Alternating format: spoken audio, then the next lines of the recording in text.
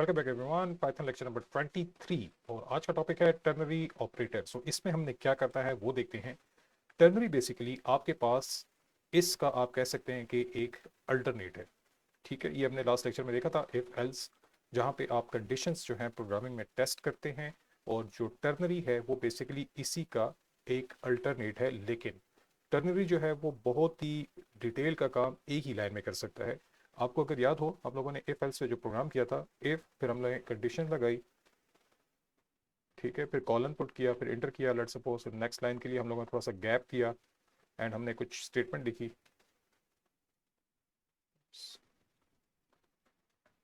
चलें, स्टेटमेंट लिखी नहीं जा रही तो यहाँ लिख लेते हैं, स्टेटमेंट लिखी थी, ठीक है, और एल्स लगाया था हमने यहाँ पे लास्ट लेक्चर में, फिर कॉलन किया था, फिर यहाँ पे स्टेटमेंट लिखी थी हम लोगों ने लाइक दिस। ये हमारा जो काम था लास्ट लेक्चर में वो ये था। अगर आप नोटिस करें, सिंपल सी कंडीशन चेक करने के लिए भी हमें एक दो मे बी तीन चार पाँच काफ़ी स्टेटमेंट्स लिखनी पड़ रही हैं। ये सारा काम आप एक लाइन में कर सकते हैं और ये है बेसिकली टर्नरी। ठीक है, सो हमारा टॉपिक भी है बेसिकली टर्नरी ऑपरेटर। इसका काम भी कंडीशंस चेक करना ही है, लेकिन ये करता है एक ही लाइन में काम। कैसे करता है वो मैं आपको बता देता हूँ। यहाँ पे मैंने आपके सामने कुछ लिखा है, अभी थोड़ा सा साइज बढ़ा लेते हैं। ये जो है कंट्रोल 2, ओके नाउ ये है हमारे पास टर्नरी। इसमें हमारे पास क्या सिचुएशन है, ये इसका सिंटैक्स है। सबसे पहले ऑप्शन 1, फिर आएगा इफ कंडीशन, फिर आएगा एल्स, फिर आएगा ऑप्शन 2। अगर आप नोटिस करें ये एक ही लाइन है और इस लाइन में सारा का सारा काम हो रहा है। अब ये ऑप्शन 1 क्या चीज़ है? ये वो चीज़ है जो आप लोग एक्चुअली में शो करना चाहते हैं, एक्शन परफॉर्म करना चाहते हैं अगर आपकी कंडीशन ट्रू हो जाए। Condition true, so that will be your first option. और अगर आपकी कंडीशन का आंसर फॉल्स हो जाए तो आप लोग ऑप्शन 2 पे जो है वो जा सकते हैं। तो इसको हम लोग अभी प्रैक्टिकल देखते हैं। ओके, सो यहाँ पे हम लोग एक फाइल क्रिएट कर लेते हैं, उसका नाम लिख लेते हैं ternary.py। ठीक है, एंड इसको मैं कर देता हूँ क्लोज, सेव। Okay, ternary.py। तो मैंने एक फाइल बना ली है ternary.py, और मैं यहाँ पे लिखता हूँ कोड। मैं यहाँ पे लिख लेता हूँ, फॉर एग्जांपल हमारे पास एक वेरिएबल है, लेट्स सपोज उसका वैल्यू हमने पुट की 10। ठीक है, एक वेरिएबल मैंने बना दिया, एक्स वैल्यू पुट कर दी मैंने उसमें 10। अब मैं टर्नरी के थ्रू ये काम करना चाहता हूँ, तो मैं कहता हूँ प्रिंट करो। डायरेक्ट मैं लिखा हूँ प्रिंट करना चाहता हूँ मैं यस। ठीक है, कब प्रिंट करना चाहता हूँ? इफ, अगर एक्स में पड़ी वैल्यू ग्रेटर देन 5 हो, ये मैं करना चाहता हूँ। ठीक हो गया। एल्स मैं करना चाहता हूँ प्रिंट नो।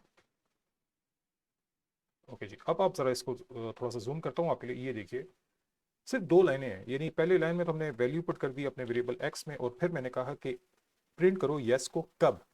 अगर इफ एक्स में पड़ी वैल्यू ग्रेटर देन 5 हो। तो आप नोटिस करें एक्स में वैल्यू जो है वो 10 है, क्या वो ग्रेटर देन 5 है? यस। तो आपको ये जो लेफ्ट साइड पे यस लिखा हुआ नजर आ रहा है, ये आपको शो किया जाएगा आउटपुट पे। ये भी पॉसिबल है कि एक्स में पड़ी वैल्यू जो है 10, वो आपकी लेट सपोज उस केस में 1 वैल्यू पड़ी हुई है, तो 1 इज ग्रेटर देन 5 है, नो। तो एल्स वाला पोर्शन जो है वो आपके लिए एग्जीक्यूट होगा, और आप देख सकते हैं सिर्फ एक लाइन में ही पूरी की कंडीशन, सारी कंडीशन जो है वो चेक हो गई, और आपको आंसर जो है वो मिलने वाला है। लेट्स प्ले, अभी आ जाएगा आंसर। तो आप देख सकते हैं यहाँ पे आंसर जो है वो आ गया यस, क्योंकि हमारी यहाँ पे वैल्यू 10 थी। अगर मैं यहाँ पे 1 कर देता हूँ वैल्यू, आप देख सकते हैं, ये क्या आ गया? अच्छा जी, अब देखें एक्स में वैल्यू है 1, और अब हम चेक करेंगे कि प्रिंट करो यस अगर इफ अगर 1 इज ग्रेटर देन 5 है। तो आपको तो पता है 1 इज नॉट ग्रेटर देन 5, तो ये जो यस वाला पोर्शन है वो स्किप हो जाएगा। हम लोग आ जाएंगे एल्स पोर्शन पे, आपको लिखा हुआ आएगा नो। लेट्स सी, अब प्ले करते हैं इसको। तो अब आप देख सकते हैं लिखा हुआ आ रहा है नो। तो टर्नरी जो है बेसिकली आपके लिए एक ही लाइन में इफ एल्स वाला काम जो है वो कर देता है। नेक्स्ट एग्जांपल हम लोग देख लेते हैं, और वो ये है कि हम लोग अपना जो अभी टर्नरी का जो हमने काम किया है उसको हम लोग एक वेरिएबल में भी पुट कर सकते हैं। फॉर आई मीन किसी रिजल्टिंग वेरिएबल में भी पुट कर सकते हैं। मैं आपको बताता हूँ कैसे। मैं यहाँ पे लिख लेता हूँ फॉर एग्जांपल एक्स में वैल्यू है 100, ठीक है, और मैं कहता हूँ लिखा हुआ है यस। ठीक है, इफ अगर एक्स में पड़ी वैल्यू ग्रेटर है 50 से। ठीक हो गया, एल्स लिखा हुआ है नो। अच्छा, अब अगर आप नोटिस करें यहाँ पे मैंने प्रिंट नहीं लगाया, मैंने डायरेक्ट यहाँ पे लिख दिया एक्शन दैट इज यस, कब, जब वैल्यू ग्रेटर देन 50 हो, वरना लिखा हुआ है नो। अच्छा, अब मैं करने क्या वाला हूँ, मैं यहाँ पे अपना ये जो पूरा स्टेटमेंट आपके सामने मैंने लिख दी है, इसको मैं असाइन कर देता हूँ, इसका आंसर मैं पुट कर देता हूँ एक वेरिएबल में, उसका नाम रखता हूँ आंसर, और इस पूरे का रिजल्ट जो है वो मैंने एक वेरिएबल में पुट कर दिया है आंसर। तो आप देखिए 100 जो है वो ग्रेटर देन 50 है, आंसर क्या आ रहा है यस, तो आपको लिखा हुआ आएगा यस। अब मैं इस वेरिएबल में जो भी वैल्यू आ रही है उसको प्रिंट करता हूँ, तो आंसर वेरिएबल में जो भी है उसको आप प्रिंट करो। सो लेट्स सी, ज़रा ज़्यादा यस कर देते हैं कि आपको समझ आए कि ये नया वाला रिजल्ट है। ये देखिए लिखा हुआ आ रहा है, क्योंकि बात सही है।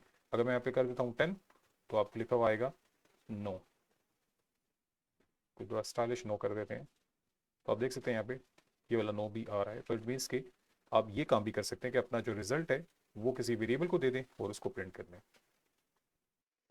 एक और एग्जांपल कर लेते हैं। इस केस में मैं यूज़र से इनपुट लेना चाहता हूँ। फॉर एग्जांपल मेरे पास कुछ मार्क्स हैं, तो मैं कहता हूँ यूज़र आप इनपुट करो मार्क्स को, इंटर मार्क्स। ठीक है, सो ये जो आपके पास स्टेटमेंट है इनपुट, ये बेसिकली यूज़र से इनपुट लेती है, वेट कर यूज़र जो भी वैल्यू पुट करेगा वो पुट होने के बाद इस वेरिएबल में चली जाएगी जिसका नाम है मार्क्स, इसमें पड़ी होगी। अब टर्नरी को मैंने कहना है कि मार्क्स को चेक करना है, सो मैं कहता हूँ प्रिंट कर दो। क्या प्रिंट कर दो, यू आर पास। ठीक है, ये प्रिंट कर दो। कहता है ठीक है, कब प्रिंट करूँ, इफ़, अगर मार्क्स से पड़ी वैल्यू जो है वो ग्रेटर है, लेट सपोज 49 से, ये कर दो, वरना एल्स लिखा हुआ है यू आर फेल। ये मेरा कोड है, लेकिन इसमें भी एक पॉइंट है, वो भी हम देख लेंगे कि ये जो इनपुट स्टेटमेंट होती है जो आपने ऊपर लिखा है, ये बेसिकली इसमें जब यूज़र इनपुट करेगा नंबर्स को, तो वो एक्चुअली में होते हैं स्ट्रिंग फॉर्म में, यानी वो डबल कोट्स हैं, वो एक्चुअल नंबर होते नहीं है। तो इस वेरिएबल में जो भी चीज़ आने वाली है वो एक स्ट्रिंग होगी, वो एक्चुअल नंबर नहीं होगा। तो हम क्या करना चाह रहे हैं, इसको कन्वर्ट करना चाहते हैं इनटू प्रॉपर इंटीजर फॉर्म। तो हम क्या कर लेंगे, यहाँ पे एक छोटा सा काम कर लेंगे, वो ये है, ये इसको हम बोलते हैं टाइप कास्टिंग। ये मैंने प्रीवियस लेक्चर्स में बताया हुआ है। इसका मतलब ये है कि मार्क्स में जो वैल्यू आई है उसको प्रॉपर इंटीजर में कन्वर्ट किया जाए और उसको चेक किया जाए। ठीक है, सो मैं थोड़ा सा जूम आउट करता हूँ, हम इसको रन करके देखते हैं, थोड़ा इसको क्लियर कर देते हैं। क्लियर, ओके जी। अब मैं प्ले करने लगा हूँ, तो अभी ये एग्जीक्यूट होने वाला है।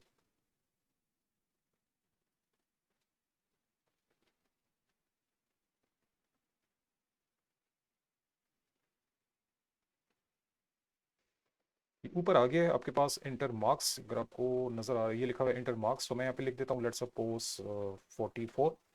ठीक है, और इंटर कर देता हूँ, तो आप देख सकते हैं कि यहाँ पे लिखा हुआ आ रहा है यू आर फेल।